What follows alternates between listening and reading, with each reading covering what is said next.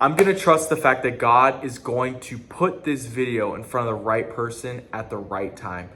Apologize for the bags under my eyes. If I look super tired, it's because it's very late at night. I've had a very long day. And I just got done with my walk with God at night before I go to bed. And I really have this specific feeling to tell you guys this. It's do not neglect the calling God has on your life. Because God has a calling on your specific life for a reason, and you need to trust the fact that He knows better than you. I'd like to share my personal story while I make this video. So a very personal thing about me is for the last 5 or 6 years, I know God wanted me to stop playing football and to start boxing. And I didn't know why. I always had this desire in my heart that literally 4 out of 5 days a week, I would literally imagine myself as a boxer, boxing these people and doing this sport instead of football. And at the time I was playing college football, I was developed as a college football player. I was on the track to right before I'm about to have my success as a college football player, I'd always get hurt. For some reason, nothing ever worked out in my plan. I preferred football over boxing. I thought I was better at football over boxing. And then eventually, I felt the call to ministry while I was still playing football. So what I did with the little knowledge I had of the Bible, I started my own Bible study within my team, within my teammates, and I started to see the fruit of it. There's more guys there almost every single week. A bunch of dudes got baptized, a bunch of great things started happening. And since that day, I've known deep down at some point, I am going to be a pastor. And at some point, I'm going to lead some sort of ministry, right? And a few years go by, God calls me to quit football. And at that time, I thought it was because at the time I had my own business, I thought it was to quit football so I can focus on my own business to grow it, right? And so I took the leap of faith and I trusted God to leave football to steward this business, which I thought that's why He wanted me to leave. Now I know much different. The two things that He's been calling me to do have been the things that He's wanted me to do for my entire life. Both things I've always been drawn to. Even before I was a Christian, I always had respect for public speakers. I had respect for pastors, and I always had some sort of feeling that at some point in my life, I'm going to be speaking while other people are listening.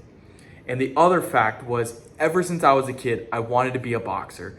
I always wanted to do boxing, and then I was always too scared to ask my parents, or the handful of times I did ask my parents, they said no, I was too young, or they just didn't know of anyone that did it or something like that.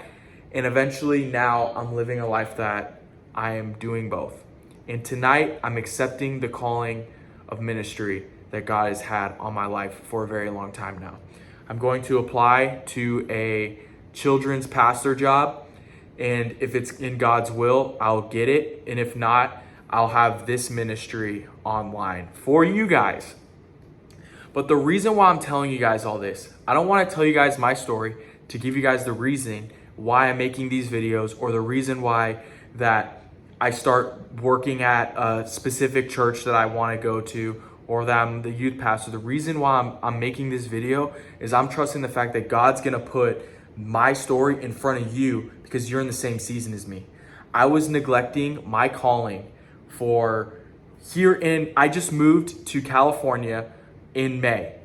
Right now it is September and I'm just accepting my calling since this last month. And since this last month of me accepting my calling, my life has been 100 times better. Literally 100 times better. I was so depressed. I was so miserable. I felt so lonely. I felt hopeless. I felt like my life is over. And I'm only 24 years old. I thought my life was over. Now the fact that I've accepted the calling on my life, the fact that I know God planted me at a certain church for a certain reason, I know the fact that God put me in a certain city for a certain reason, at a certain gym for a certain reason, it has completely changed my life. And I want to encourage you guys. I really do. Because I'm on the other side of it. leaving football was the hardest thing that I ever had to do. And I've had a very hard life. For someone that's 24 years old, a lot of people say that I'm a lot older than what I look like, or a lot wise beyond my years. It's because of the struggles I had early as a kid and the struggles I had growing up. The extreme hardship that's created me to like look older, act older, present myself older. Those things do not compare to the fact that I had to leave the one thing that saved my life at one point in my life, my identity, the biggest idol in my life. Football was literally my God, and God called me to leave it, and I actually did it. And in the beginning, there was this little like couple weeks of freedom that I felt really good, and then for months I felt so miserable. There are days that I thought I made the wrong decision. There are days that I was sitting there so miserable thinking that I made the worst mistake of my life, and I stopped trusting God. I ran away from God for a little bit, because on top of losing football in that season of my life, right before I lost football, or God called me out of it, I thought I was going to marry a specific girl. And then the more I'd pray about her, the more God would pull us apart. And I couldn't find anything wrong with her. So I lost the two things that I was the most grateful for in my entire life, was that specific girl and football. And then God has literally separated me from both. And now I've realized that me taking that leap of faith, trusting in the Lord with all of my heart, and leaning not on any of my understandings, literally any of my understandings, I submitted to him and I left. And I can tell you guys now, I am not on the other side. I'm not successful in my ministry. I don't have a successful business. I'm not a professional boxer yet. I'm not knocking everyone out, which I eventually will be. I'm not this dude I'm not like this crazy success story yet. And even if I never will be, I just want to tell you this. Your life with the calling that God has to you is 100 times better than your life without him. So what does this look like for you guys? How was I able to go from literally so far from God just a few months ago to now being like, I'm accepting my calling of ministry on my life? Yes. The way this happened was, there was this one sermon that Pastor Vlad, this dude in Washington, I want to say, he said, are you going to live a life that you're just cool with God? There's three: you're just cool with God, or you're living a life that pleases God. There's a difference. There's three stages to this. God's either displeased with you, God's either fine with you, which means you're saved, or God's actually happy with you. I decided to live a life that I make God pleased with my life. And as soon as I started doing that, God gave me my home church in California. I started serving God. God gave me my gym, my home gym. I was actually doing mixed martial arts for boxing. He gave me my own, my boxing gym where I'm called to be at, called to steward. There's a great friend group there, a great friend group at this new church. God called me to, and he rewarded me to these places because I accepted the calling on my life that I know God has for me.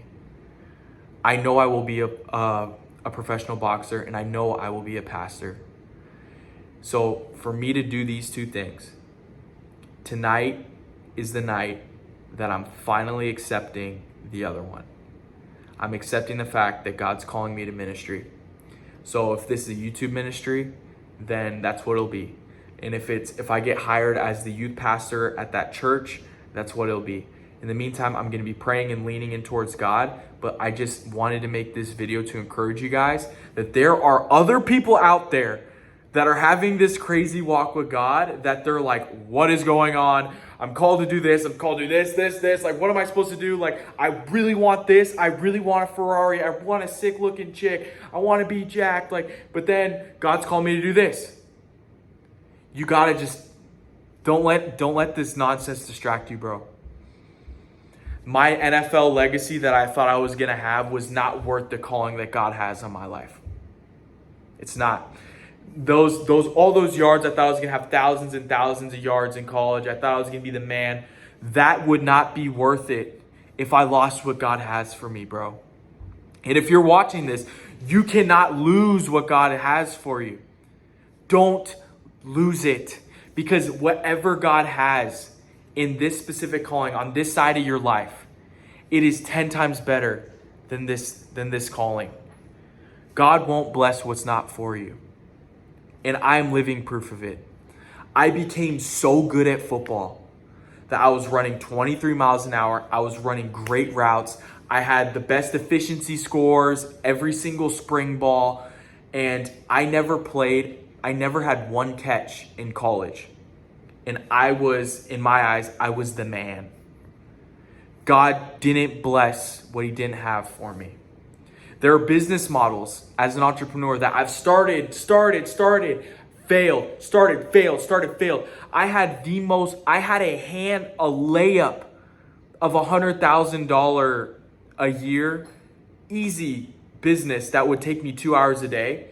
God literally wouldn't let me focus. He would literally put so many barriers that to do something as little as the work I was doing as a trainer, I can do that in 2 minutes for a full day.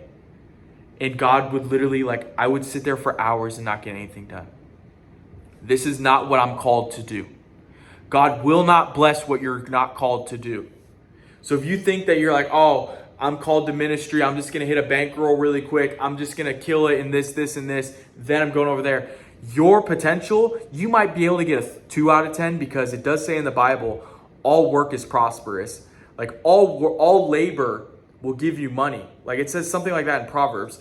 But your calling will get you that 10 out of 10. If you want a 2 out of 10 and settle for a 2 out of 10 when God's plan for you is a 10 out of 10, that's not very smart of you.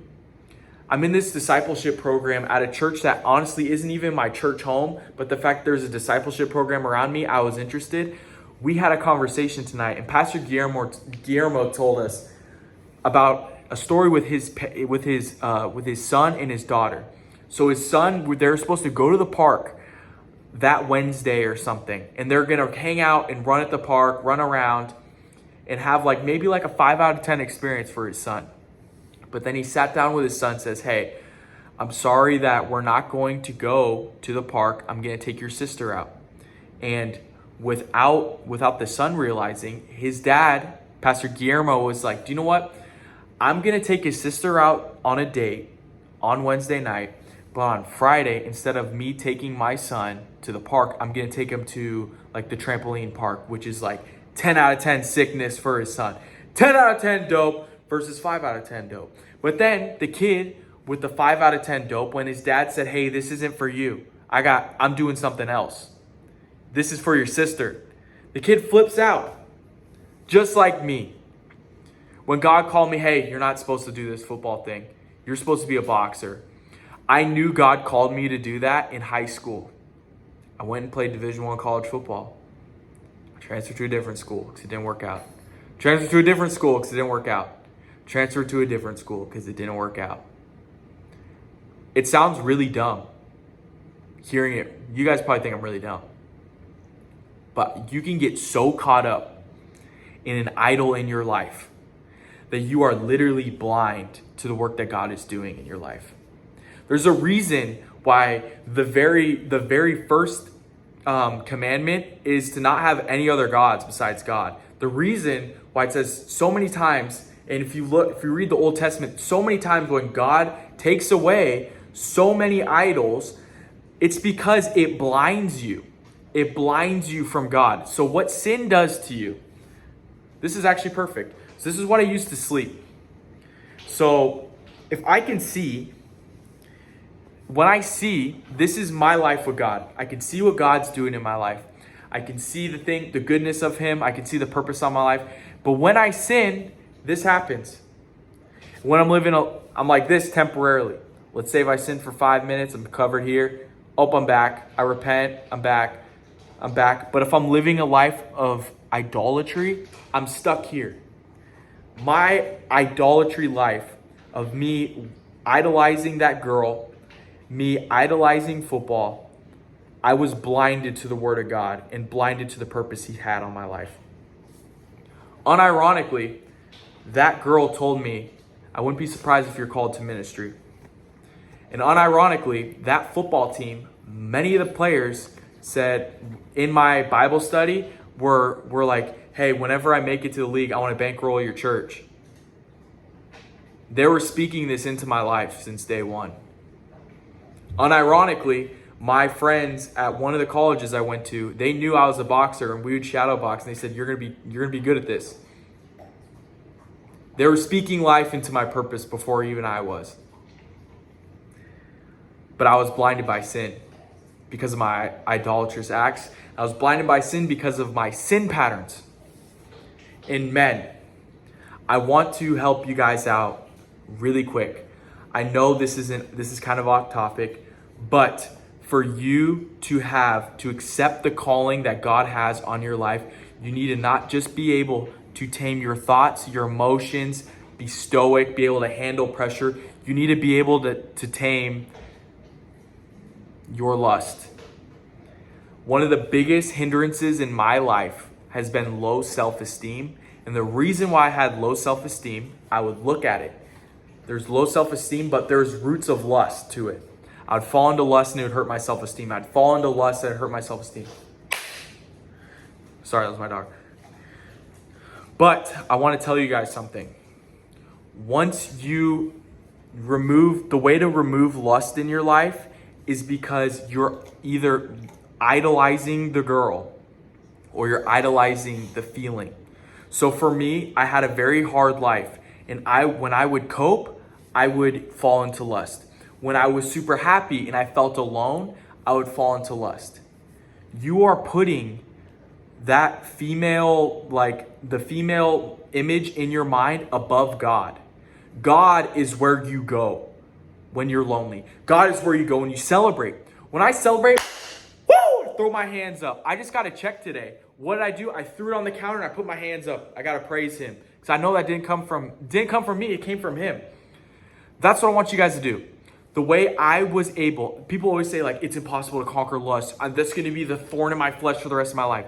Yeah, you will still be tempted by it, but for you to literally not self-harm. In the Orthodox Church, masturbation is self-harm. That's what it's looked at. It's looked at as self-harm. For you to literally it will still happen in your brain. You'll get tempted in your brain. But for you to literally stop self-harming yourself, I will give you the blueprint. All you have to do, you need to remove that idol from your life. And also, Romans 8, verse 5. I want you guys to get out your Bibles, read Romans 8, verse 5. What Romans 8, verse 5 talks about is if you are drawn to the things of this sinful world, if you have a sinful heart, and if you have sinful desires, and all those things stem from having a sinful nature, which means you are a slave to that sin. You being a slave to that sin, Romans 8, verse 5, please read it. If you are a slave to this sin, you are going to be attracted to those sinful things, and you will have a sinful nature. But later in that verse, let me tell you something. It says, once you are living a life that pleases God, you will be given a holy nature. You will have the nature of God, that you will be drawn to holy things. So He's making it easier for you. If you give effort, God will reward it. That's pretty much what it's saying. This last month has been the most I've ever consciously driven and most consciously actually put God above everything else in my life. And this has been the easiest it's ever been to not fall into lust, not fall into sin, not fall into flirting to unnecessary chicks, not going up to a random girl that I know I'm not going to marry and just to flirt with her for a little bit just so I can get a little confidence boost. I'm not going to do that. I'm not going to do that because I am living a life to the best of my ability that makes God pleased. And once I started doing that, look what He gave me, bro. He gave me freedom from that sin, freedom from that self-harm. It's literally self-harm. I stopped self-harming for good. He gave me freedom from that. He gave me a purpose again. Do you know how much better life is with a purpose? I know why I was made. I was made to box and I was made to preach the gospel. That's why I'm on this earth. I was made to do those two things. God made me. He made my body. I'm top heavy. My knees would always get hurt in football. But I can swing easy. It comes natural. I was always yapping. And I was always pretty dumb school-wise. So I had to dumb down the information so people can understand me. I've had this calling since I was a kid. It's taken me 24 years to realize it. And if you're watching this video, I hope you guys can realize yours before I did. Because I'm telling you, a life with God and a life putting Him actually first,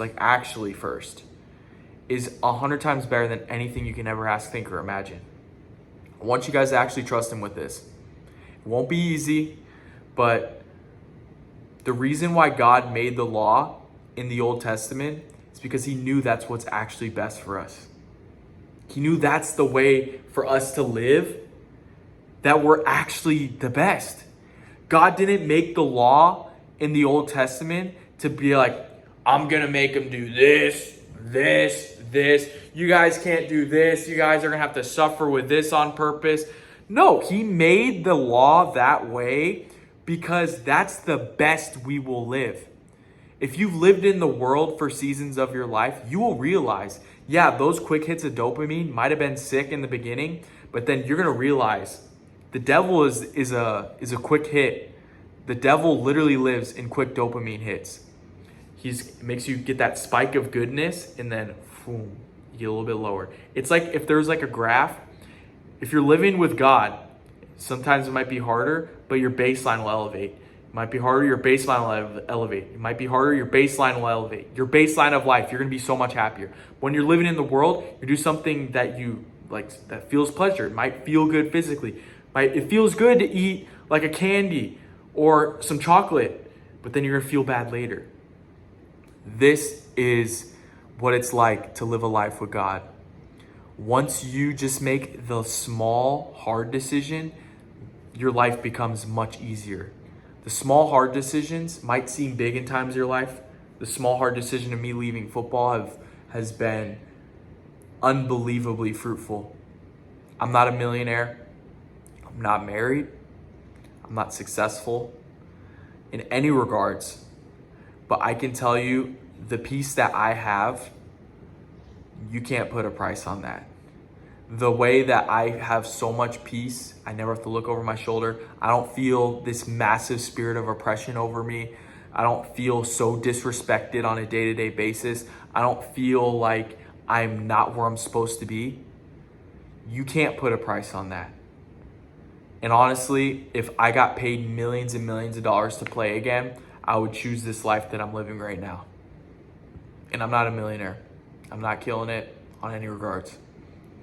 Because what God has for me is much better than anything that the devil did. And I want to encourage you guys to do the same thing.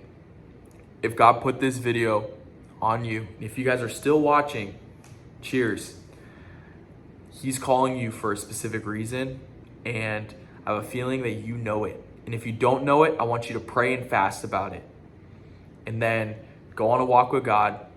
Keep going on walks until you get the answer. Sometimes it might take a few nights. You go on a nightly walk talking with Him, literally out loud. He'll show you. He will. God bless you guys. I hope you guys have a great night.